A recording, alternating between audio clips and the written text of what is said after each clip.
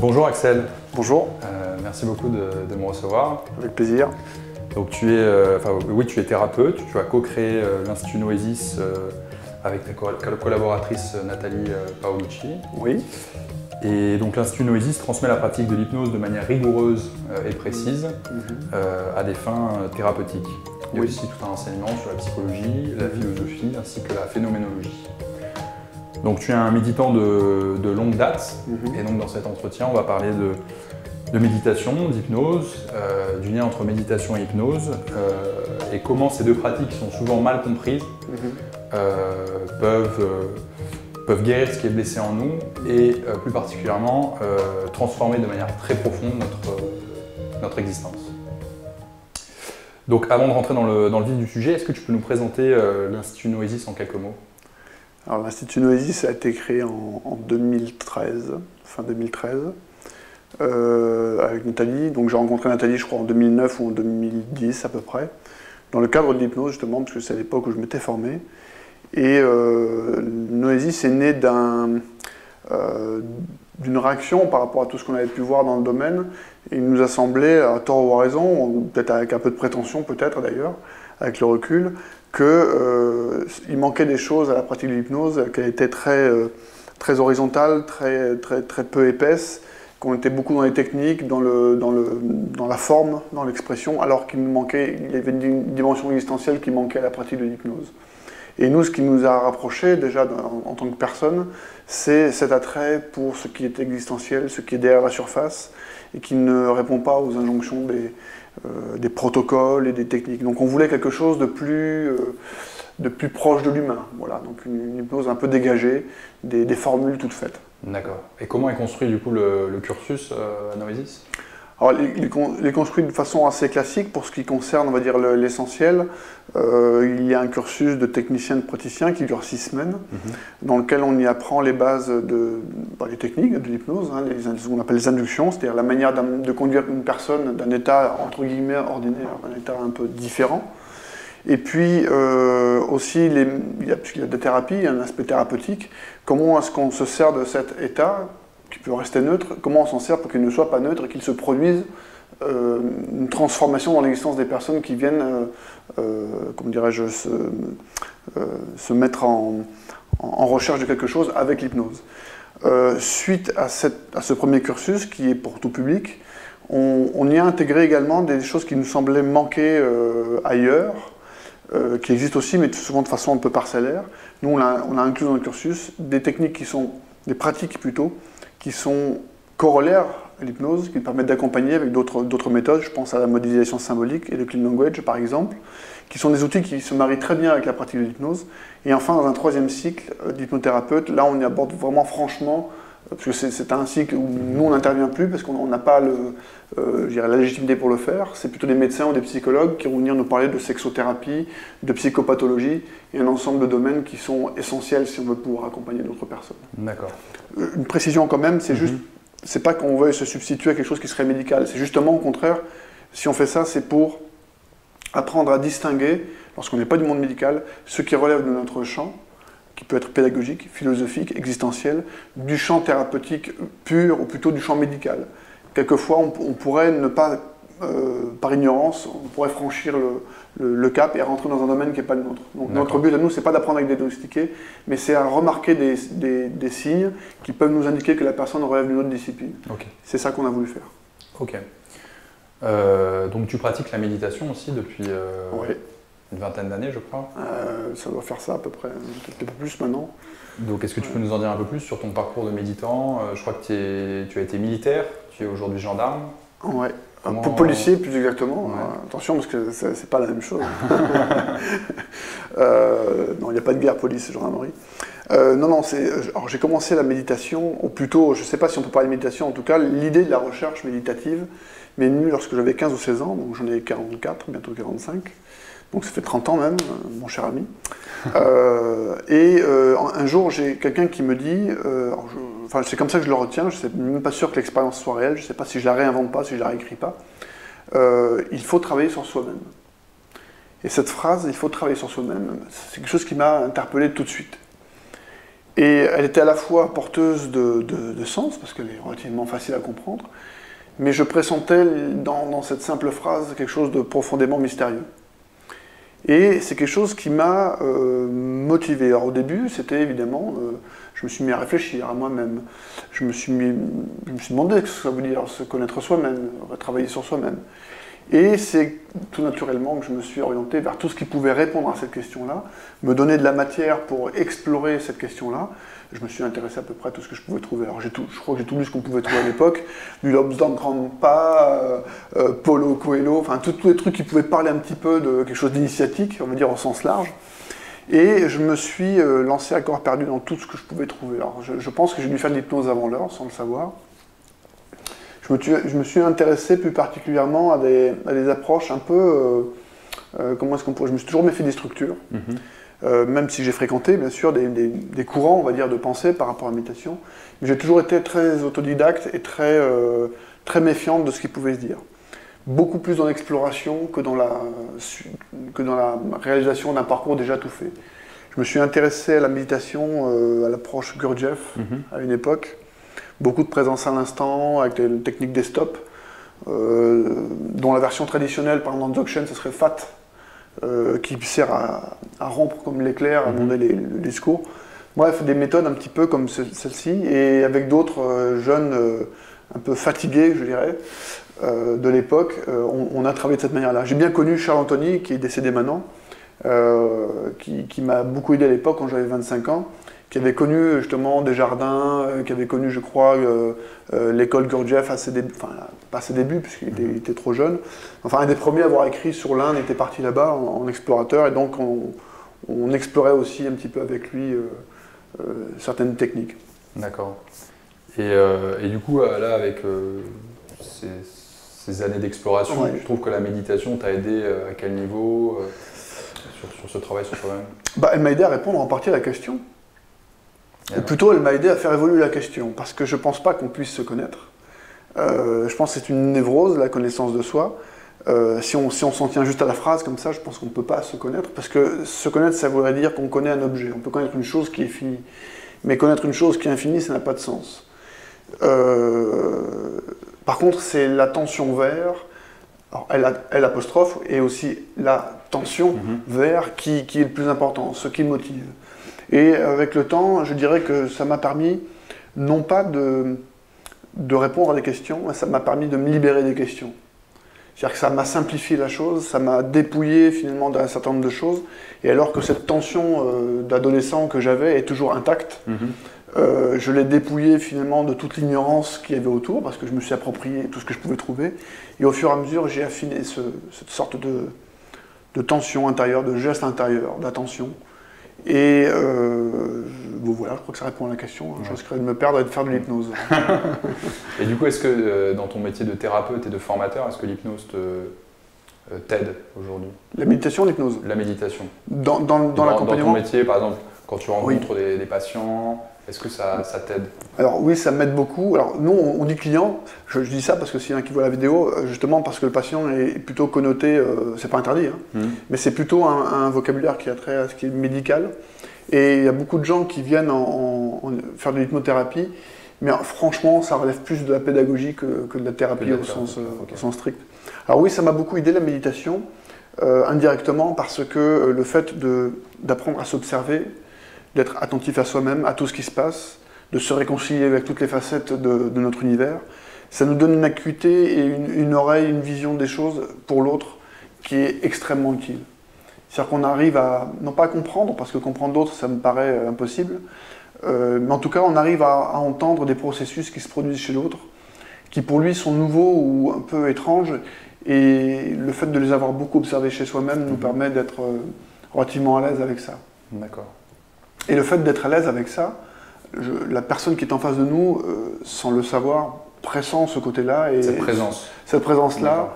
Et ça, je pense que ça l'aide à se réconcilier elle-même finalement avec quelqu'un, parce qu'en face de quelqu'un qui est exactement comme elle, on ne se place pas au-dessus d'elle, on se place vraiment à côté.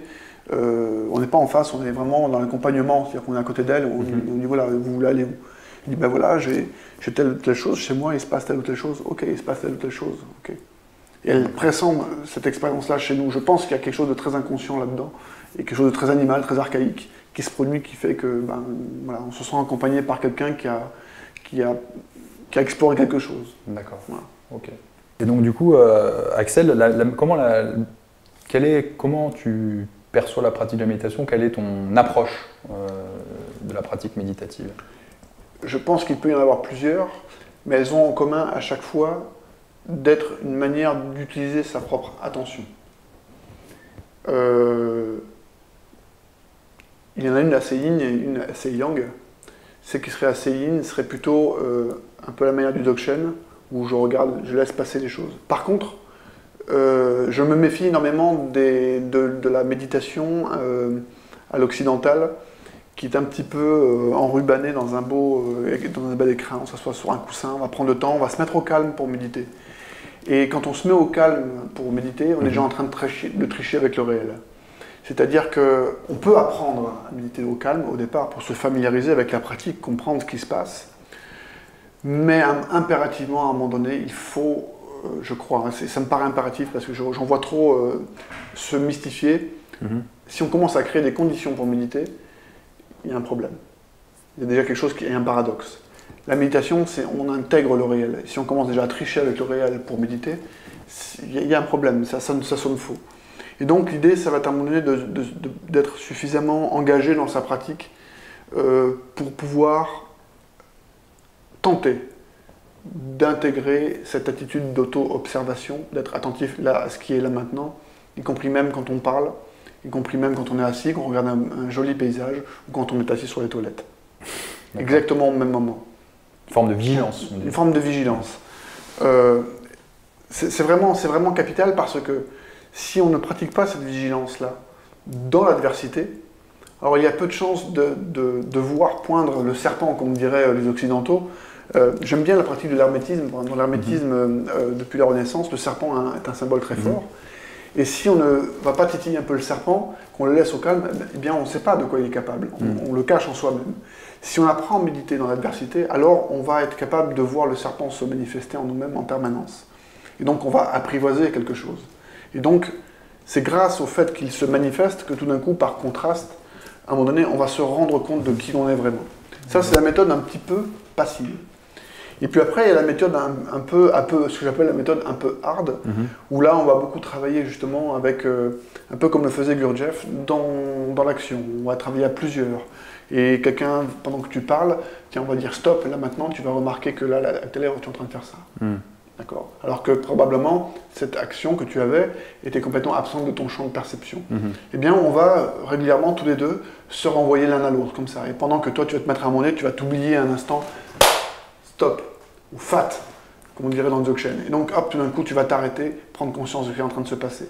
Et puis probablement que, étant content de mon coup, je vais commencer à penser et me dire, tiens, j'ai bien fait de mon côté. Et tu vas me voir divaguer dans ma pensée. Et toi, à ton tour, tu vas me faire le coup.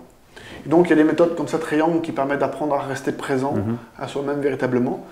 La présence à soi-même n'est pas quelque chose de mièvre, quelque chose de passif, quelque chose de réconfortant. C'est quelque chose qui est difficile, qui est rude. On est tellement habitué à se laisser aller, tellement habitué à rêver, à dormir debout, qu'il faut quelquefois bousculer un petit peu. Donc voilà la méthode un peu yang que j'ai connue à une certaine époque. J'avoue qu'en ce moment, je suis plutôt dans une phase un peu plus souple de mon travail. Mais j'entends bien revenir à cette méthode qui était très utile. Très directe. Très utile. Et surtout, l'habitude dans la méditation, c'est vraiment la pire des maladies. Dès qu'on s'habitue à une forme de méditation, il faut absolument recréer les conditions d'une nouveauté. Sortir du cadre, sortir sans arrêt. L'habitude, c'est ce qui tue, je pense. Jamais acquis. Ouais. Toujours changer quelque chose. Toujours à refaire. Toujours changer, ouais. On peut bien sûr s'entraîner, on peut avoir des habitudes, mais avoir conscience que dès qu'on commence à être dans le confort, il faut vite faire autre chose, trouver autre chose. D'accord. Voilà. Super. Ce serait mon petit conseil un peu à contre-courant, parce que je sais que c'est pas ordinaire, plutôt dans la bienveillance dégoulinante. Voilà, j'aime pas trop quand ça dégouline. D'accord. Alors on va parler maintenant d'hypnose dans cette seconde partie. Alors on a souvent l'image qu'on a de l'hypnose, c'est souvent l'hypnose de spectacle ou quelque chose d'assez parfois d'ésotérique. Est-ce que tu peux nous présenter ce qu'est l'hypnose ? Une définition de l'hypnose? Une définition. Donner une définition de l'hypnose, c'est aussi, ça peut paraître la question la plus évidente du monde, Ouais. la plus naturelle du monde, mais en fait je pense que c'est la moins appropriée du monde. Je pense qu'on ne peut pas définir le mot hypnose parce que ça ne désigne pas une chose. C'est exactement comme si on posait la question, qu'est-ce que la conscience? On ne peut pas désigner la conscience parce qu'on ne sait pas ce que c'est comme objet. Par contre, on sait ce que c'est d'être conscient du fait d'être ensemble. Je suis conscient d'être avec toi, et c'est quelque chose qui est facile à définir. De la même façon, je sais ce que c'est qu'entrer dans un état d'hypnose, un processus hypnotique, mais ce qu'est l'hypnose comme objet me paraît assez indéfinissable. Ça serait le premier point. Ensuite, pour donc, décrire le processus plutôt d'hypnose, je dirais que c'est une manière de... C'est quelque chose de naturel, mais là j'enfonce une porte ouverte, il y a des gens qui l'entendent pour la première fois, mais je l'entends tellement que ça me paraît insuffisant. Disons que notre organisme, physiologique, psychophysiologique, sait activer des processus qui sont en lui, tout à fait naturellement. Et lorsque l'on permet à certaines conditions d'advenir, contexte d'advenir, eh bien le corps produit les états de conscience, produit les phénomènes intérieurs qui sont correspondants à ce qui est en train de se faire et de se dire. Et donc, si on invite quelqu'un à un moment donné à fermer les yeux, à s'intérioriser, automatiquement, il se produit un certain nombre de processus psychophysiologiques qui l'amènent à rentrer à l'intérieur d'elle-même. Voilà, d'une manière assez simplifiée, ce que je pourrais proposer comme définition du processus hypnotique. On parle de transe aussi. Moi, je croyais que c'était quelque chose d'un peu barré avant d'en faire l'expérience. Oui. Finalement, c'est assez simple, en fait. C'est une autre manière d'être à la réalité. Oui. C'est quoi au juste cette transe? Et je crois qu'elle est explicable aussi scientifiquement. C'est plus facile à expliquer le mot transe. Justement, il désigne justement l'état plutôt l'état psychophysiologique dans lequel on se trouve. Et je pense qu'il y a autant de... Alors le mot transe, effectivement, me plaisait pas non plus, pour être honnête, au départ. Je le trouvais, je l'avais associé plutôt au chamanisme, aux trans africaines, où on voit etc. Et c'était à la fois réducteur, et en même temps vrai. C'est-à-dire que c'est à la fois identique et à la fois différent. La transe est un phénomène culturel, on ne rentre pas dans une transe hypnotique. Aujourd'hui, comme on rentrerait dans une transe hypnotique, il y a du temps de Mesmer, à l'époque il y avait des baquets, on tremblait, on vomissait, on transpirait, alors ça existe encore, mais globalement maintenant, aujourd'hui on a plutôt des transes qui sont plutôt calmes, où les gens se ferment les yeux, etc.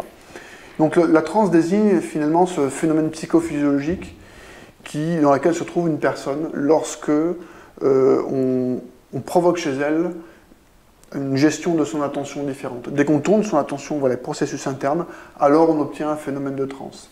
Et selon la culture, selon la méthode employée, selon les croyances aussi de la personne qui rentre dans la transe, eh bien, elle va produire un certain nombre de phénomènes qui vont pour nous, de l'extérieur, définir les symptômes, ou en tout cas les signes de la transe. Donc quelqu'un qui va demander vers perdre conscience, ça peut être un phénomène de transe. Mais on peut aussi faire des transes où on ne perd pas conscience. Une personne qui se met à trembler peut être un signe de transe, mais aussi, on peut aussi ne pas tomber dans la transe. Donc il y a autant de signes de transe, autant de façons d'entrer en transe qu'il y a de personnes pour pouvoir les produire, les vivre. En revanche, le point commun, je pense, ça serait de dire qu'on a tendance à se focaliser dans la transe hypnotique. Plutôt, on perd les repères un petit peu extérieurs, les repères ordinaires, du temps, de l'espace, pour entrer dans quelque chose de plus subjectif, de plus intérieur. C'est peut-être les points communs les plus significatifs, toute culture confondue. Encore que je pense que ce ne soit pas complètement vrai non plus. Mais c'est quand même relativement stable, on va dire, comme signe. Ok. Et justement, je crois que les scientifiques se sont intéressés. On fait de l'imagerie cérébrale. Et on voit, du coup... Alors en hypnose, je vais prendre la définition de François Rostand. Il parle sa définition de l'hypnose, c'est la veille paradoxale. Pourquoi est-ce qu'il utilise cette expression? C'est tout simplement que dans le sommeil, il y a plusieurs phases du sommeil. Il y a le sommeil lent profond, donc là où on récupère physiquement, et puis au sommeil lent profond succède ce qu'on appelle le sommeil paradoxal, qui est un peu plus haut dans le système, et c'est là où on se met à rêver, où il y a beaucoup de rêves, et où le cerveau est un petit peu actif, même très actif, et donc on parle de sommeil paradoxal. Et François Roustan, donc, alors ça a été confirmé ensuite par les études, c'est que si on met un petit peu des électrodes un peu partout, si on mesure un peu ce qui se passe dans le cerveau, eh bien il se passe en hypnose un petit peu ce qui se passe dans le sommeil paradoxal. Et donc François Roustan a proposé de l'expression veille paradoxale pour parler de l'état d'hypnose. Et c'est pas inintéressant parce que on pense que c'est dans le sommeil paradoxal qu'on digère nos expériences journalières, on digère finalement ce qui a besoin d'être organisé dans notre esprit, dans notre être, et c'est exactement ce que fait l'hypnose.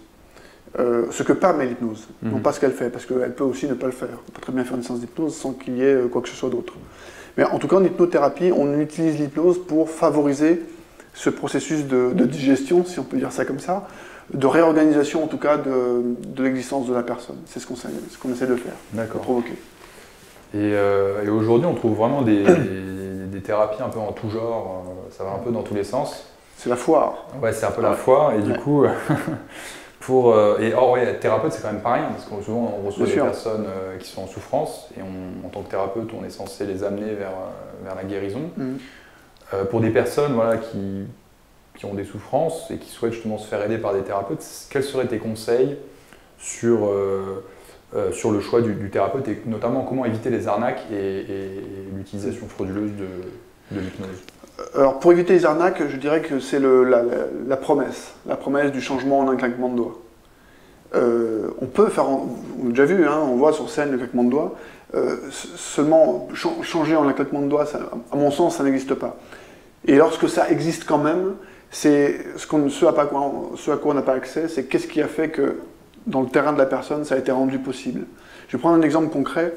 Il suffit que quelqu'un voit par exemple Mesmer à la télévision et se dit tiens, demain après mon match de tennis, je vais aller voir mon hypnothérapeute parce que je me dis tiens, ça va être sympa d'arrêter de fumer avec l'hypnose. Et puis une deuxième personne à qui on vient de diagnostiquer un cancer du poumon et qu'on lui dit voilà madame ou monsieur, si vous n'arrêtez pas de fumer, vous risquez vraiment d'y passer. Et donc ces deux personnes-là arrivent a priori avec la même demande dans un cabinet. Et donc a priori on pourrait faire à peu près la même séance. Sauf que la dimension qu'on ne maîtrise pas, c'est l'état intérieur de la personne. Et donc, si je claque du doigt avec la personne qui sort de son match de tennis, il y a de très fortes chances que ça ne fonctionne pas. Par contre, avec la deuxième, si je claque du doigt, il est probable que ça puisse mieux fonctionner. C'est pas garanti, mais parce que son état intérieur et sa disposition et sa volonté, son envie, il y a un principe d'urgence qui fait qu'elle se mobilisera d'une façon différente. Donc nous, la promesse en hypnose, c'est le truc à fuir. Je pense que toute thérapie, c'est le truc à fuir. Et aussi les recettes toutes faites, voilà, il y a tant d'étapes, en 5 séances, vous changez, etc. On ne peut pas promettre une séance, on ne peut pas promettre un changement, on ne peut rien promettre. On peut promettre de l'authenticité, on peut promettre un vrai investissement de notre part, mais on ne peut pas promettre un changement. Ça me paraît c'est pas sérieux. Ouais. Donc ça, c'est vraiment le truc à fuir pour fuir les arnaques. Et ensuite, bien sûr, c'est une question beaucoup de relations. Lorsqu'on enseigne dans les premiers jours de la formation, on parle bien sûr de plein d'autres formes de thérapie, d'accompagnement, et on reprend Alice au Pays des Merveilles avec le Dodo Bird Verdict. À un moment donné, dans Alice au Pays des Merveilles, il y a l'oiseau Dodo, et qui fait faire une course à plein de personnages, et puis donc tout le monde court, et puis il y a un qui arrive premier, un qui arrive deuxième, un qui arrive troisième. Et puis, à un moment donné, l'oiseau, on demande alors, qui c'est qui a gagné. Et puis l'oiseau dit tout le monde a gagné parce que tout le monde est arrivé. Alors, il dit non, moi je suis arrivé premier. Mais non, c'est moi qui suis arrivé premier. Il dit non, mais tout le monde est arrivé, donc tout le monde a gagné. La thérapie, c'est pareil. Je ne pense pas qu'il y ait une méthode qui soit meilleure qu'une autre. Il y a des méthodes qui fonctionnent bien. Et celle qui marche, c'est la meilleure, c'est celle qui marche. Donc si une méthode marche pour toi, c'est la meilleure des méthodes. Elle est sans doute mieux que l'hypnose d'ailleurs. Et pareil, c'est l'inversement et l'inversement. Donc voilà, c'est plutôt cette philosophie-là, on est vraiment dans se sentir à l'aise avec ce qui est proposé, se sentir à l'aise avec la personne qui nous accompagne, même si ça peut être un peu difficile, parce qu'il faut bousculer un petit peu parfois. C'est pas le monde des bisounours. D'accord. Alors dans cette question, donc j'ai fait en fait une typologie des souffrances que peut rencontrer un être humain au cours de son existence. Et j'aimerais, voilà, pour chaque problème, peut-être que tu puisses nous expliquer comment l'hypnose peut aider ou comment elle a pu aider certaines personnes dans ces situations-là. Donc par exemple, pour les personnes qui ont des souffrances physiques, je pense par exemple à des douleurs chroniques, Comment l'hypnose, elle peut aider à apaiser ses douleurs ou à changer la relation avec peut-être la douleur que la personne... Il y a plusieurs manières, je pense, d'aborder la question. D'abord, dans la douleur, il y a une dimension physique et une dimension psychologique, même quand elle est a priori que physique, au départ. Puisque la psychologie vient en plus s'accaparer le phénomène et en faire un objet mental. En hypnose, on va plutôt travailler sur la dimension psychologique de la douleur. Et on va s'abstenir de venir intervenir sur une douleur qui pourrait être dans le dos, sur la colonne vertébrale, quoi que ce soit. Ça, c'est du champ médical. Hein, c'est ce dont on parlait tout à l'heure. On distingue les deux. Ouais. Donc, en admettant que la personne ait déjà vu un médecin, que cet aspect-là soit complètement pris en charge, l'hypnose va nous servir à deux choses. D'abord, pour gérer éventuellement la peur, la dimension psychologique peut-être, ou la peur ou autre chose. Et aussi, un deuxième aspect qui peut être la gestion. Se réapproprier le corps, se réapproprier le processus, parce que c'est normal d'avoir mal, et donc ne plus être dans le refus, dans le rejet, mais être dans qu'est-ce que je peux faire avec. La douleur sera toujours là, mais elle sera là d'une manière différente. Sa manière de se relier du coup à la douleur. C'est ça, qu'est-ce que j'en fais de cette douleur? Est-ce que je la rejette? Est-ce que je la refuse? Et en général, quand on refuse la chose, alors c'est là un point commun avec la méditation, lorsqu'on refuse le réel, en général le réel se rappelle à nous, et souvent avec un petit peu plus d'intensité. Alors que si, à un moment donné, on intègre dans le réel, si on accepte le monde entier dans l'expérience, alors il peut se passer autre chose. Donc c'est là où l'hypnose peut être intéressante. Mais là, on voit que l'hypnose seule n'est pas suffisante, parce que l'hypnose en soi, elle ne permet rien. Elle ne permet quelque chose que si avant on a eu un entretien et qu'on a expliqué ce qu'on vient de dire à l'instant. Si on l'a expliqué à quelqu'un, alors l'état d'hypnose peut servir à quelque chose parce que l'hypnose aura permis à la personne de transformer ce qui aurait été dit en une expérience personnelle. D'accord. L'hypnose seule, sinon on fait du spectacle. L'hypnose seule fonctionne, mais les gens n'arrêtent pas de fumer, ils ont toujours mal après la séance, après le spectacle. L'hypnose en soi n'est pas ce qui est thérapeutique. Mais il y a un pouvoir, ensemble. Par exemple pour des opérations médicales, il y a quand même un pouvoir d'anesthésie d'un bras, d'une jambe. Alors, il y a même des accouchements, je crois, qui sont... En fait, c'est de la pédagogie. Enfin, moi, c'est comme ça que je le formule. C'est-à-dire qu'on apprend à utiliser un processus. Les enfants savent le faire, ça. Il n'y a qu'à voir dans un jardin, vous regardez les enfants dans un parc, ils se font mal, ils se mettent à pleurer, et puis hop, tout d'un coup, il y a un papillon qui passe, ou quoi que ce soit, ils oublient la douleur, ils ont plus mal. Alors, est-ce qu'ils ont plus mal, ou est-ce que la douleur est là, mais est-ce qu'il y a quelque chose qui attire leur attention? Et donc, en hypnose, ça va être ça, on va détourner beaucoup l'attention, finalement, de ce qui est en train de se passer, pour conduire l'état d'esprit de la personne vers quelque chose de plus intéressant, de plus agréable. C'est ça qu'on fait, on détourne l'attention. Donc là, ça va être intéressant, mais là, on rentre vraiment dans le champ médical, c'est plutôt de la... Moi, en tant qu'hypnothérapeute, je ne vais jamais faire quelque chose comme ça. Parce que je n'ai pas le droit d'aller dans un cabinet pour faire de la chirurgie ou quoi que ce soit. Même à titre d'observateur, je n'ai pas le droit de le faire. On sait faire, évidemment, mais c'est anesthésiste, en général un anesthésiste qui va procéder à ce genre de pratique. D'accord. Mais elles sont très simples à utiliser, c'est quelque chose qu'on apprend en une journée, on apprend à détourner l'attention assez facilement et à créer de l'anesthésie ou de l'analgésie. D'accord. Donc la deuxième souffrance dont je voulais te parler, c'était une souffrance plutôt d'ordre psychologique. On parle beaucoup aujourd'hui de burn-out, de dépression, d'anxiété. Pour des personnes qui traversent ces périodes difficiles, comment l'hypnose peut aider justement En fait, il n'y a pas que l'hypnose. Quand on arrive à ces situations-là, c'est souvent un burn-out, c'est un processus. C'est pas quelque chose qui arrive du jour au lendemain. Le burn-out n'est que la fin d'un long processus, souvent lié au stress, où la personne a été dans des circonstances de vie, dans un contexte qui l'amène progressivement à vivre cet état-là. Donc il y a d'abord un travail à faire, un recueil d'informations pour comprendre l'historique de ce qui a conduit une personne à ce moment précis. L'hypnose viendra et donc voir aussi quelles sont les issues à la situation. Parce qu'on peut très bien imaginer quelqu'un qui est en burn-out par rapport à son boulot et qui n'a pas d'autre issue que de continuer son boulot. Donc comment est-ce qu'elle fait? Donc il y a peut-être un travail plus existentiel à faire pour revisiter les priorités de la personne, revisiter tout ce qui l'engage finalement à continuer ce qu'elle fait. En admettant qu'elle soit obligée, à ce moment-là, on peut travailler avec elle et c'est un travail qui se fait en amont, c'est même pas lié forcément à l'hypnose non plus, sur comment vivre mieux la situation, comment faire de cette situation-là, retrouver de l'espace dans une situation qui submerge le plus souvent. Donc il y a tout ce travail-là à faire au niveau de la personne. Retrouver des forces vives, je crois que c'est un terme. Se reconnecter, voilà, se reconnecter à quelque chose d'important. Ensuite, après, il peut y avoir du médical derrière. C'est-à-dire qu'à un moment donné, le burn-out, ça peut dévier sur la dépression, des choses comme ça. Et là, c'est bien d'aller voir plutôt des psychologues, ou du moins en complément, de faire un travail avec un psychologue, voire un psychiatre dans certains cas, parce que des fois, c'est médicalisé. Après, derrière, à un moment donné, toutes les médecines sont bonnes. Moi, je ne suis pas pour le rejet. Souvent, il y a des exagérations, des gens qui veulent rejeter absolument la médecine chimique. Alors je ne suis pas particulièrement favorable à tout chimique, mais enfin, il ne faut pas non plus être complètement contre non plus. Il y a des choses très bien, des choses qui fonctionnent très bien. Ce qui compte, c'est l'équilibre et d'être intelligent par rapport à ça et voir ce qui marche le mieux à chaque fois. Donc c'est toujours un travail, c'est pluridisciplinaire quand on est à ces domaines-là. Y compris pour la dépression. C'est même le genre de choses. Je ne pense pas que l'hypnose en soi soit la seule réponse à apporter. D'accord. Et pour des ruptures d'ordre sentimental ou pour un deuil par exemple, est-ce que l'hypnose là aussi peut... La rupture sentimentale, mais ça c'est la vie mon cher monsieur. Donc qu'est-ce que on a besoin d'aller voir sa maman et de se faire réconforter. Ah bah oui, là aussi c'est pour ça que je parle plutôt d'hypnopédagogie, c'est qu'on va apprendre à se réconcilier peut-être avec le réel, je sais pas. D'accord. Apprendre à gérer finalement la situation. Se réconcilier, donc faire un travail de deuil, alors parfois pour un être cher que l'on a perdu, et aussi pour un autre être cher que l'on a perdu lorsque c'est une personne avec laquelle on se sépare. Toutes les formes de séparation peuvent être vécues comme une forme de deuil à réaliser.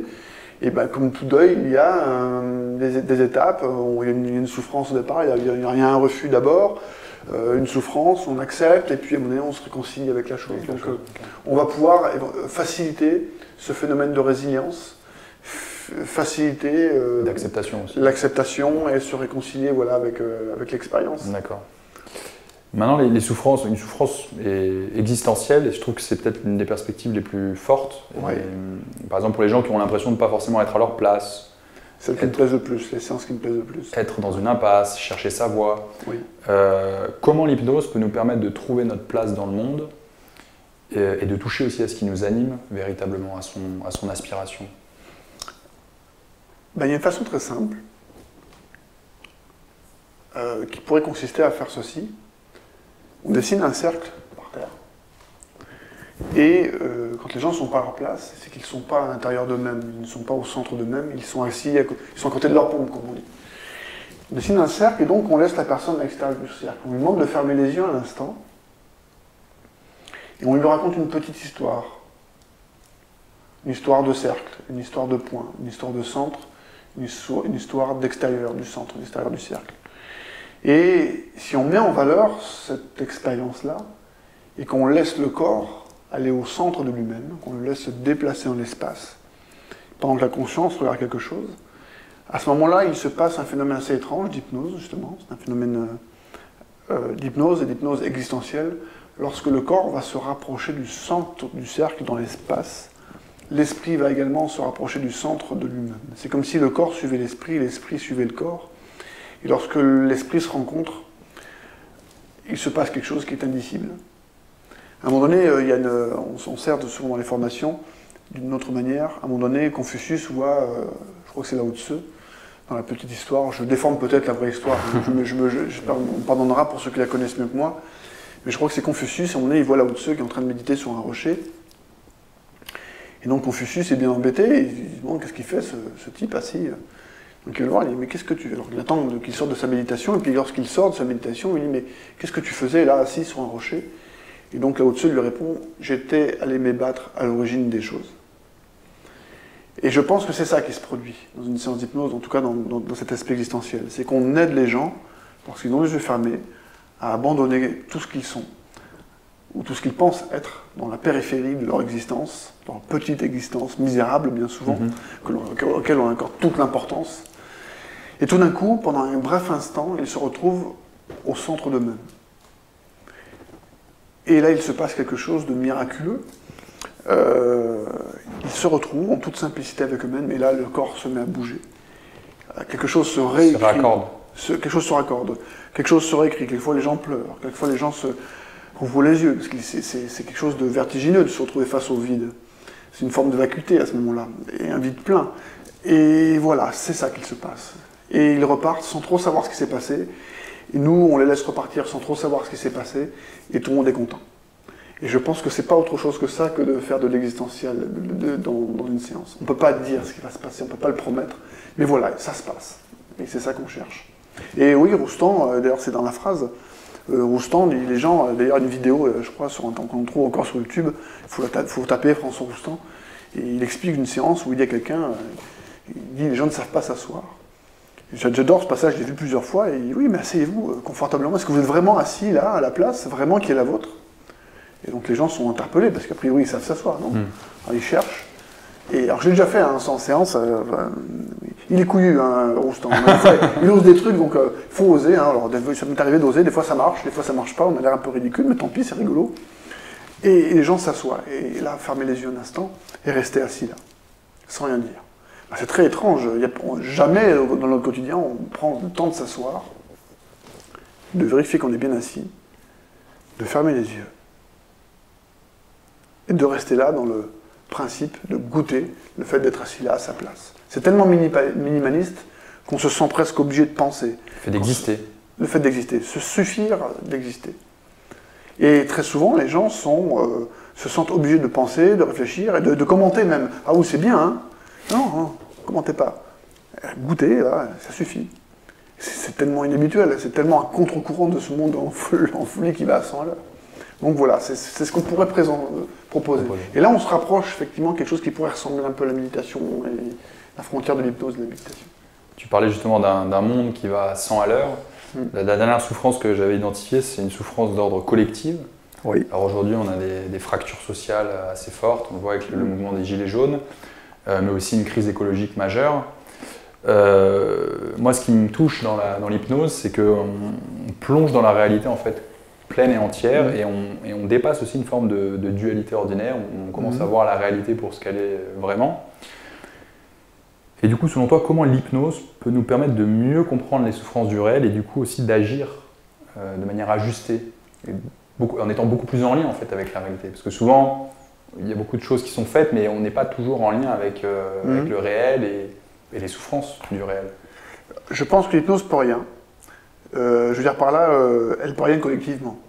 C'est-à-dire qu'on ne peut pas dire maintenant, tiens, on va diffuser l'hypnose comme une sorte de Nouveau Testament, tu vois, une espèce de truc qui serait une sorte de message, on va faire de l'hypnose. Je crois absolument pas à ça, parce que ça n'aurait pas de sens. Par contre, ce en quoi je crois, c'est l'éducation populaire, c'est-à-dire de sensibiliser aux gens au fait que ça existe. Et comme on ne peut pas forcer les gens à aimer l'hypnose, ou l'hypnose, la méditation, enfin tout ce qui pourrait se rapprocher de tout ça, ceux à qui ça va manquer, ceux à qui ça va faire écho, un peu comme moi, lorsque j'avais 16 ans, lorsqu'on m'a dit il faut travailler sur soi-même, bah, chez moi ça a fait écho, chez d'autres ça ne fait pas écho. Chez moi ça a fait écho à ce moment-là, et ça a conduit ma vie à partir de ce moment-là. C'est devenu un pilier. Je pense que c'est un petit peu la même chose, je pense que c'est quelque chose qui va se diffuser, qui doit se diffuser de façon naturelle, et lorsque les gens sont sensibilisés, c'est de pouvoir permettre, comme une vidéo comme ça par exemple, d'avoir des ressources pour pouvoir se documenter et aller plus loin dans la recherche. Et je pense que ce sont les gens, à titre individuel, qui vont s'approprier l'outil. Et c'est là l'impact de l'hypnose sur le collectif ensuite, c'est que si chacun de nous avons, en toute modestie, un tout petit peu envie de travailler sur soi-même, un tout petit peu envie de modifier quelque chose pour soi-même, on va modifier inévitablement le monde un tout petit peu. Je pense que 1% chez chacun, chez 1 million de personnes, c'est énorme, quoi. C'est un gros pourcent. C'est un peu comme l'effet papillon. C'est ça. Ouais, c'est ça. Je crois plus à ça. Je ne crois pas au collectif, à l'idée qui viendrait de l'extérieur avec quelqu'un, une sorte de prophète. Il y en a dans l'hypnose qui ont un peu ce profil, pas prophétique, mais j'y crois absolument pas. Et en général, c'est pas bon signe, quoi, quand on voit ça. Donc je serais plutôt dans la communication, dans l'échange. Donc on va passer à la troisième partie de notre entretien, donc le lien entre méditation et hypnose. Alors, tu en as déjà un peu parlé, mais moi, un premier parallèle que je fais entre ces deux pratiques, c'est déjà ce soulagement d'être. Ouais. C'est-à-dire, comme tu disais, le monde qui va à 100 à l'heure, on fait plein de choses. Et en hypnose et en méditation, on s'assoit et on est. Juste on est. Donc c'est vraiment un grand soulagement. Mhm. Et est-ce que toi, enfin, c'est l'un des points communs que j'identifie, est-ce que tu en vois d'autres après? Alors, c'est à la fois un point commun, et en même temps, en fait, pour moi, l'hypnose et la méditation sont tellement radicalement perpendiculaires l'une de l'autre, ou plutôt à 180 degrés l'une de l'autre, qu'elles en finissent par s'ensembler énormément, un peu comme les deux ennemis qui finissent par avoir les mêmes et à se ressembler. Là, tu parlais tout de suite du soulagement. En hypnose, le soulagement, c'est le but. Dans la méditation, le soulagement n'est pas un but, c'est un effet. Et ils adviennent tous les deux, donc, évidemment, que quelqu'un qui médite beaucoup sera quelqu'un, a priori, de paisible, il aura soulagé dans son existence beaucoup de souffrances, mais elle n'est pas l'objet de la méditation. Elle est un effet de ce qui se passe lorsque la méditation est fructueuse et que cela se produit. Elle ne doit pas être recherchée comme un but. En hypnose, c'est l'inverse. En hypnose, on recherche le soulagement. C'est-à-dire que la personne vient, elle n'a jamais fait d'hypnose, très souvent, et on va la conduire à trouver quelque chose qui la soulage, quelque chose qui lui permet d'aller mieux dans son existence. Et donc c'est le but, c'est le moyen, l'hypnose est le moyen d'y parvenir. Donc effectivement, dans les deux cas, il y a des soulagements, mais ça ne se situe absolument pas au même endroit, selon moi. Donc c'est à la fois un point commun et en même temps un point de divergence. D'accord, je voulais justement parler des points de divergence avec toi, parce que dans la tradition bouddhique, on dit souvent que les êtres sont comme endormis ou complètement hypnotisés. Et donc oui, de ce point de vue-là, l'hypnose en fait est radicalement différente de la méditation. Est-ce que tu vois d'autres différences? Est-ce que tu disais à 180, pourquoi c'est aussi opposé? Pourquoi c'est aussi opposé? En fait, parce qu'en hypnose, quelqu'un qui va pas bien, c'est quelqu'un qui est dans un contexte hypnotique, son existence.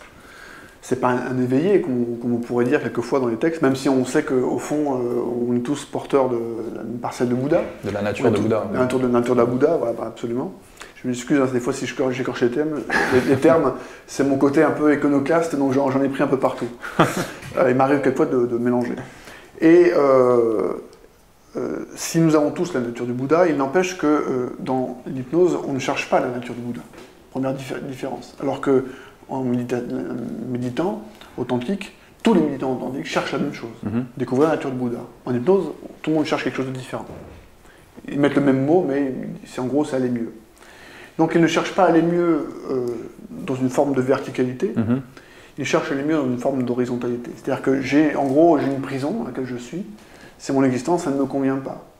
Et donc nous, on ne leur permet pas de sortir de prison, on leur permet de créer une cellule qui leur convienne mieux. D'accord. Ils seront toujours dans l'illusion du monde, ils seront toujours dans l'illusion de Maya, ils seront toujours dans la recherche du bonheur, dans la recherche d'un amoureux, dans la recherche d'une réussite. D'accord. Sauf qu'ils seront dans un contexte existentiel qui sera plus confortable pour eux. Donc ce qu'on leur cherche, on ne cherche pas à mettre debout, ils cherchent un siège plus confortable. En hypnose, on ne cherche pas quelque chose de vertical qui serait au-dessus, qui serait transcendant ou qui dépasserait la condition humaine, si on peut dire ça comme ça, pour le formuler comme ça, mais plutôt quelque chose qui soit horizontal, qui soit un mieux-être. D'accord. Dans l'existence. Dans l'existence horizontale. Dans l'hypnose, du coup, il n'y a pas cette dimension de libération de l'individu. Il y a un sentiment de libération. Mais c'est comme quand j'enlève une paire de chaussures trop étroite, je vais mieux. Pour autant, c'est pas une libération ultime. D'accord. C'est une libération corporelle. Et donc là, ce sont des chaussures psychologiques qui sont un peu trop serrées. On aide la personne à enlever ses chaussures, elle va mieux psychologiquement, elle se sent mieux. Il y a plus de mouvement dans son être. Ça lui permettra peut-être de s'intéresser ensuite à des processus qui sont plus intérieurs, plus libérateurs, plus profondément. Mais c'est quand même quelque chose d'autre, à mon avis. D'accord. Et tu parlais de liberté. Souvent dans notre société, l'image qu'on a de la liberté, c'est un peu comme si on était dans un centre commercial et qu'on pouvait acheter ce qu'on voulait. Enfin, il y a cette idée, voilà, Bien sûr. Du coup, dans la méditation, tu parlais de cellules, d'une prison intérieure avec des parois qui sont parfois très étroites. Alors, soit on peut rendre cette cellule plus confortable, mais on peut du coup aussi s'en libérer. De quelle liberté, du coup, on parle? C'est ça, c'est exactement la question qu'il faut poser, c'est de quelle liberté? De quelle liberté parle-t-on, voilà. Celui qui est en prison, sa liberté à lui consistera à sortir de la cellule. Donc, c'est-à-dire à retrouver de l'espace. Celui qui est seul sur une île, sa prison, c'est sa liberté d'espace. Et il va chercher le contact des autres. Donc, ce sont des libertés relatives, des libertés que l'on a appris à ressentir comme étant des libertés. Et la liberté pour un occidental du XXe siècle n'est pas la liberté pour un Africain dans une cale dans laquelle un bateau en train de pagayer. Et donc la liberté pour un Papou n'est pas la même chose que pour... Donc c'est une liberté culturelle. Et à ces libertés culturelles correspondent pourtant authentiquement des sentiments réels de liberté. Ils le ressentent vraiment comme étant une liberté. Dans la méditation, on cherche quelque chose d'ultime. C'est une liberté qui serait commune à toutes, qui dépasserait toutes infiniment, et qui serait une libération de toute forme. Qui serait universelle aussi. Elle serait donc universelle. C'est-à-dire quelque chose qui dépasse aussi bien ce qui nous pose problème, aussi bien que ce qui nous fait plaisir. Qui dépasserait une forme de dualité, du coup. Aussi. Absolument, complètement. À un moment donné, je crois que c'est dans le Chan, je ne sais plus qui raconte l'histoire, à un moment donné, le maître propose une expérience aux disciples et lui dit, voilà, vous allez travailler sur la comment est-ce qu'on dit, pas la mort, mais, enfin oui la mort, mais en gros, il y a un mot précis dans le bouddhisme pour dire que les formes disparaissent, se renouvellent, l'impermanence, voilà. Et donc, il dit, vous allez partir dans la nature et vous allez regarder chaque chose et apprendre à la voir, à l'imaginer quand elle est apparue, toutes les choses qui l'ont constituée, la forme qu'elle a actuellement, et vous allez imaginer la forme qui disparaît, etc., etc. Et donc l'élève part fort de sa méditation confiée par le maître, et part dans la forêt pendant des semaines, etc., etc.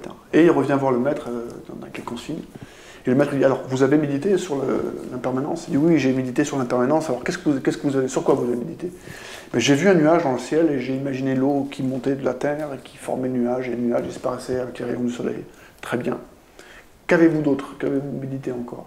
J'ai médité sur une fleur et j'ai imaginé l'eau qui montait, toutes les substances qui montaient dans la tige de la fleur, qui formaient la fleur, qui lui permettaient de devenir ce qu'elle était devenue, de la voir se faner, de la voir partir. Et après, quelques exemples de ce genre-là, le maître le regarde et dit, vous succombez au piège de l'esthétisme. Et là, il lui pousse du pied un gros tas de merde, il dit, faites la même chose avec ceci. D'accord. Et c'est un petit peu la même chose avec la liberté. Lorsqu'on est dans une liberté culturelle, on a tendance à chercher une liberté qui nous correspond, qui nous fait plaisir. Et la liberté dont il s'agit, à mon avis, dans la méditation, est une liberté qui trouverait aussi beau une fleur qui pousse que ce tas de fumier, et qui les mettrait sur le même plan d'égalité. C'est vraiment, et c'est pour ça qu'il n'y a pas d'attente, à mon avis, dans une vraie méditation. Quelqu'un qui attend quelque chose, même inconsciemment, transforme la méditation en thérapie. J'ai un autre exemple, j'espère que ce ne sera pas trop long. Non, vas-y. Si on prend deux moines zen qui sont assis l'un à côté de l'autre, qui sont assis sur leurs coussins, sur leurs assous, bien droits, en train de respirer, peut-être de compter les respirations, on parle de Susokan dans le Rinzai, dont ils comptent, etc. Pendant des heures, etc. Ils méditent, ils marchent, ils méditent, ils marchent. Et puis, ils ont toute leur attention tournée, bien sûr, vers eux-mêmes, vers leur propre attention. Mais il y en a un des deux, sans même se rendre compte, ce qu'il voudrait dans sa vie, c'est juste être heureux, parce qu'il est malheureux. Il ne le sait pas, il ne se rend pas compte. Alors il médite. Il cherche le bonheur, lui. L'autre ne cherche pas le bonheur, il cherche juste à être là. Eh bien, quelqu'un qui les regarde de l'extérieur va dire ce sont deux moines zen.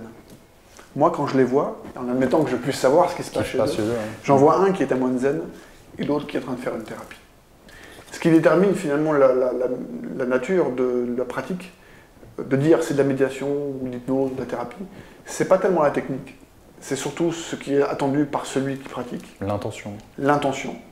Et si on est capable d'être au clair, de tout à fait authentique avec notre attention, quelle qu'elle soit, si elle n'est pas d'abord reconnue, à mon avis, il n'y a aucune méditation possible. Sinon, on va se mystifier soi-même. Si on n'est pas un petit peu familiarisé avec les forces archaïques qui nous habitent, avec les attentes inévitables que le corps amène, si on n'est pas au fait avec sa sexualité, si on n'est pas au fait avec le principe de la reconnaissance des autres. Les gens disent non, moi, la reconnaissance des autres, c'est pas important. C'est pas vrai la plupart du temps. J'ai jamais rencontré quelqu'un qui n'avait un minimum, un petit peu d'attention vis-à-vis des autres. Donc tout ça compte. Mais une fois qu'on a reconnu tout ça, à ce moment-là, on peut être au clair et on peut être en paix avec ça et passer à autre chose. C'est un petit peu, je rejoins un petit peu ce que je disais au départ. J'ai rien changé par rapport au départ. J'ai seulement, je me suis réconcilié avec tout ça et ça m'a permis de laisser tomber de. Tu veux dire par rapport à ce que tu étais au départ? Ouais, c'est ça. D'accord. J'ai pas changé en fait. On est toujours le même. C'est seulement que j'ai laissé tomber en fin de compte tout ce qui pouvait avoir de l'importance au fur et à mesure. J'ai pas répondu aux questions. J'ai arrêté de poser des questions. J'en ai de moins en moins en fait. T'as habité l'énigme, on peut dire aussi. Comment? Tu as habité l'énigme. Ah, ça me paraît un peu pompeux, mais allez, pour le plaisir de le dire.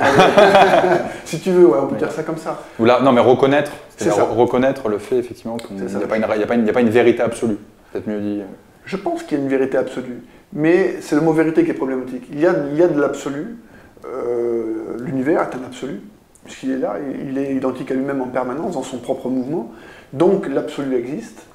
Est-ce qu'on peut faire l'expérience de l'absolu? Je pense que nous sommes porteurs de l'absolu.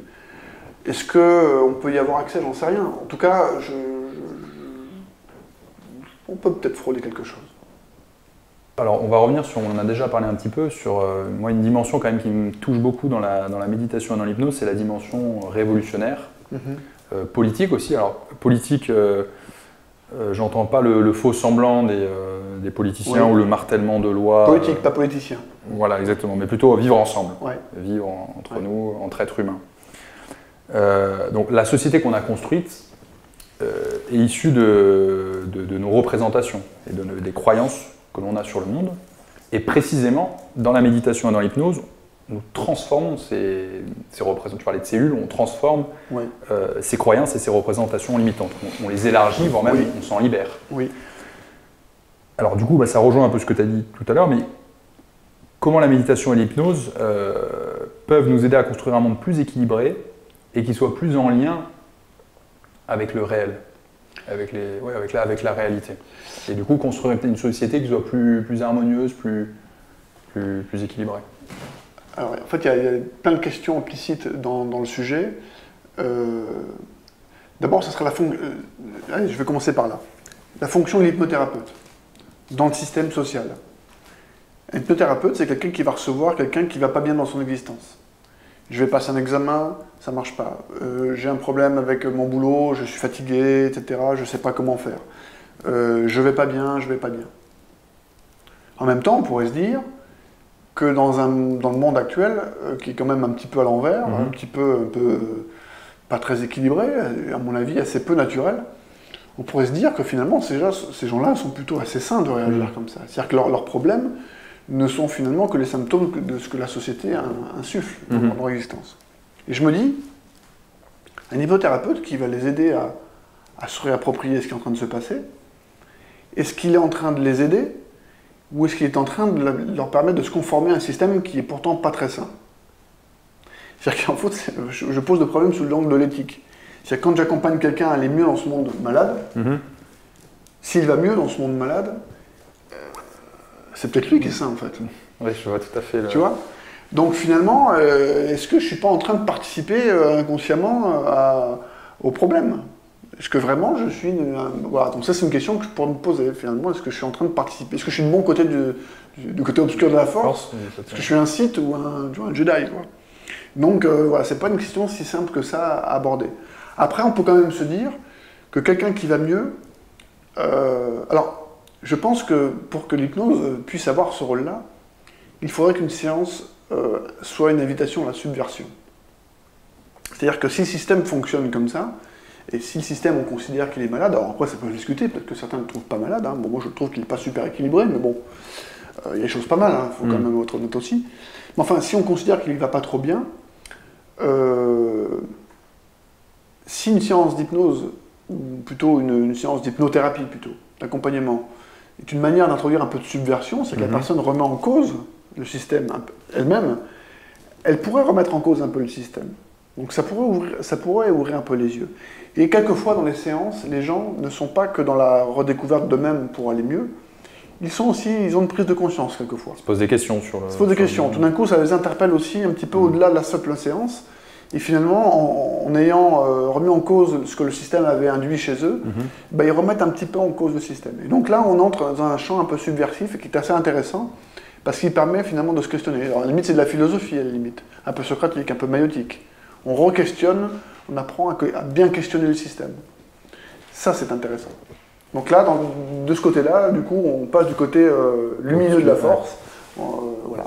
Et je pense que l'hypnose, elle a un peu des deux. Quelquefois, elle sert un peu à se conformer au système, elle participe un peu du côté obscur, mais aussi elle permet un peu d'induire un peu de subversion. Voilà. Est-ce que tu as des exemples, par exemple, de personnes que tu as reçues et qui, par exemple, ont changé leur vie d'une manière ou d'une autre, ou très clairement un exemple, plutôt impersonnel, je n'ai pas un exemple précis, mais c'est la personne qui vient vous voir, qui vous dit que ça ne va pas dans sa vie. Et puis, au fur et à mesure de l'entretien, elle découvre elle-même, parce que nous, on n'induit rien, on reste complètement neutre, on pose seulement des questions. La personne découvre que sa cellule familiale ne lui convient plus et qui choisit de divorcer au bout d'une semaine, de séance en séance. Et finalement, elle en vient à se dire elle-même que finalement, ce qui est le mieux pour elle, c'est de divorcer, par exemple. Donc ça peut être quelque chose qui transforme le système, qui transforme son propre système elle, et ça va avoir un impact. Donc voilà ce que peut produire une séance aussi. Mais à condition que ça aille mieux pour elle, évidemment. Elle a vérifié elle-même que c'était vraiment important pour elle, mais elle a pris conscience que c'était ça qui lui posait problème, et que c'était la seule solution pour elle, pour aller mieux. Et pour ses enfants, et pour sa famille, etc. Donc c'est pas quelque chose c'est pas un long fleuve tranquille, quelquefois. D'accord. Ça peut bousculer. Ok. On vérifie toujours, il y a une chose importante, pour ceux qui pourraient ne pas connaître, tout ce que la personne découvre, tout ce qu'elle pense qu'elle va devoir faire dans sa vie, on s'assure toujours que c'était écologique pour elle. C'est-à-dire que ce qu'elle découvre, ce qu'elle veut obtenir, on vérifie toujours avec elle, on l'aide toujours à se rendre compte que ce qu'elle veut est effectivement plus confortable, plus intéressant pour son existence. Que ça ne soit pas plus problématique, que ça ne cause pas plus de problèmes, que ça n'en résout. Donc on s'est toujours assuré de cela avant. Donc jamais une personne ne partira avec un doute par rapport à ça. On aura toujours éclairci cet aspect des choses avec elle. D'accord. Donc je vais revenir sur justement les représentations et les croyances limitantes qu'on peut avoir. Dans le monde d'aujourd'hui, souvent, il y a beaucoup de solutions qui sont proposées pour aider faire avancer les choses. Faire avancer les choses, etc. Mais parfois c'est des représentations et des croyances qui sont, on peut dire, oui, conditionnées. Et du coup, comment, par l'hypnose ou par la méditation, en élargissant l'esprit, on voit des solutions là où il n'y en avait pas avant, et des solutions qui sont aussi beaucoup plus en lien en fait avec la réalité. C'est-à-dire que bien souvent, mais ça participe d'ailleurs des problèmes que les gens amènent, souvent ils cherchent des solutions à partir de leurs problèmes. Tu parlais d'économie verte tout à l'heure, à un moment donné. Le problème, c'est que bien souvent, on va raisonner en écologie, mais en gardant le principe de l'économie, je vais caricaturer un petit peu, en tout cas en gardant un principe qui lui-même pose problème à l'écologie. C'est-à-dire qu'on va continuer à penser avec un système non écologique pour penser d'écologie.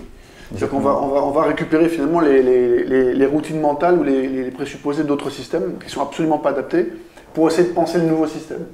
Et donc en fait, on ne fait que le prolonger, on ne fait que l'amener à son terme et on ne sort pas. Et d'ailleurs, c'est vraiment un point important. Bien souvent, l'hypnose et même la méditation, c'est pas une manière de passer d'un système en partant du système en allant vers un autre. C'est souvent un saut ontologique. C'est-à-dire qu'on ne passe pas de l'un vers l'autre, on passe de l'un à l'autre. On fait un saut dans autre chose, en abandonnant complètement l'ancien système. Et c'est le principe de l'étincelle, c'est-à-dire qu'à un moment donné, on est là, on est dans un problème, et eureka, tout d'un coup, la réponse apparaît. Il n'y a pas de solution de continuité entre l'ancien problème et la solution qui apparaît. Il se produit quelque chose qui fait qu'à un moment donné, eureka, on trouve. Et je pense que c'est un petit peu pareil, bien souvent, dans la société, à une plus grande échelle. Bien souvent, les systèmes qui sont le plus efficaces sont ceux qui, tout d'un coup, apparaissent complètement en dehors de ce qui existe déjà. Tout d'un coup, ça surgit comme une espèce d'évidence. Et quand ça surgit comme une sorte d'évidence, c'est en général vierge de tout ce qui était là autour. Alors que quand on commence à penser un système, on essaie de le faire évoluer en prétendant aller vers ailleurs. Très souvent, effectivement, on reprend les éléments de l'ancien système sans même s'en rendre compte. Et c'est souvent un peu biaisé. Un peu biaisé. Mais il y a même un décalage aussi. Je prends l'exemple de la nature. On est dans un système cyclique, évolutif, transformateur. Oui. Et c'est pas du tout le... c'est complètement inverse à la notion d'économie. C'est inverse à la notion d'économie et de croissance. Absolument. Et donc alors là, je sors de mon domaine, alors je vais peut-être dire des bêtises, il y en a peut-être qui vont rire, mais enfin, je tente quand même le coup. Le ridicule ne tue pas. C'est exactement ça. Je pense que quand on essaie de penser l'écologie avec l'idée de croissance sans fin, c'est une aberration. C'est une opposition complète. On ne peut pas penser l'écologie vraiment si on ne sort pas du principe de ce qu'on vient de dire à l'instant. C'est l'économie et de croissance. De croissance continue sans fin. On est obligé de penser à la décroissance, on est obligé de penser le recyclage, et donc on est obligé de penser tout un tas de choses qui ne fonctionnent pas sous le principe de croissance continue. C'est pas possible. Et donc ça passe justement, enfin, précisément par ce travail de découverte. C'est-à-dire qu'il faut pouvoir faire un saut ontologique. Le problème, c'est de le faire collectivement. Alors quand c'est une personne, c'est tout le système qui change pour elle, donc elle parvient à faire ce saut, c'est beaucoup plus simple. Mais quand il s'agit d'une société complète, très souvent ça se passe... forme de crise. Forme de crise. Je ne vais pas rentrer dans une analyse des gilets jaunes parce que je n'ai pas le niveau pour le faire. Enfin, il me semble que ce qui se passe en sous-jacent derrière n'est absolument jamais évoqué, aussi bien parmi les gilets jaunes que parmi les politiques, parce que je pense que ce qui se joue là, c'est quelque chose qui est beaucoup plus profond, qui est beaucoup plus, qui va chercher beaucoup plus loin qu'une crise sociale immédiate sur les 50 dernières années. Ça va beaucoup plus loin, c'est quelque chose de beaucoup plus profond. C'est-à-dire c'est-à-dire que le phénomène n'a rien à voir avec la taxe, avec l'essence.